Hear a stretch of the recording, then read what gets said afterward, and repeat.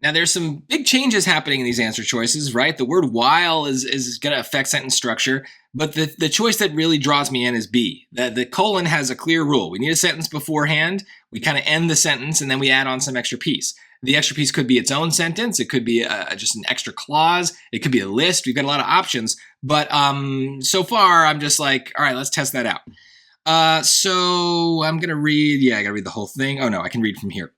Like many of A.O.'s paintings, Butterfly, which portrays a swimmer performing the butterfly stroke, attempts to make use of the entire visual light spectrum. Yeah, sounds like it ended there if I wanted to. Then it says, sporting rainbow-striped goggles, the rainbow-hued swimmer splashes through a wavy rainbow of water. So, right away, yes, I have a sentence beforehand, but what did they throw at me? Another sentence, right? Let's hear that again. Sporting rainbow-striped goggles, the rainbow-hued swimmer splashes through a wavy rainbow of water. The sentence part is this. The swimmer splashes through the water. That's the sentence. So because we have two sentences, we are now very, very limited in our ways to join them together.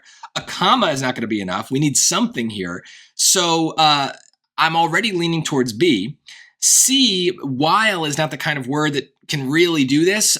So it doesn't really make sense. And then the same thing here. It's not, while is not a conjunction in the way that like and is a conjunction or but is a conjunction. So even using a comma with it isn't going to work.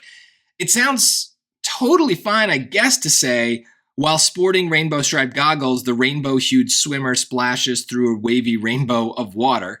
That's a hard thing to say. But yeah, that I guess we could say it's fine with the while, but then we need it to be a capital W. We need that to be its own sentence. And this comma here in D is not enough.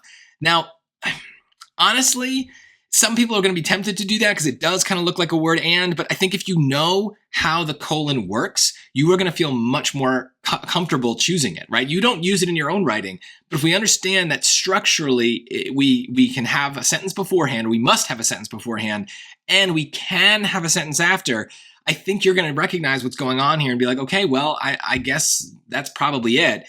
They're never going to really make it subjective about whether or not like two things could work, but one is better. It's always objective. So that's kind of my proof here that D doesn't work is B does. And the way the colon works stylistically is the second part is kind of answering a question that's raised by the first part.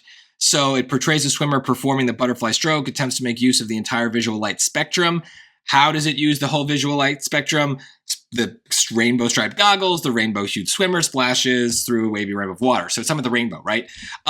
Yeah, hard question. I would not mark this for review. I would not be uncertain of this, but I do understand that if this is a PSAT, you're not used to these punctuation marks yet. But on an SAT, by the time you take that, you've really got to be comfortable because they're going to give you situations like this where you're using a punctuation mark and a sentence structure that you would never use in your own writing. So yeah, you got to be comfortable picking it.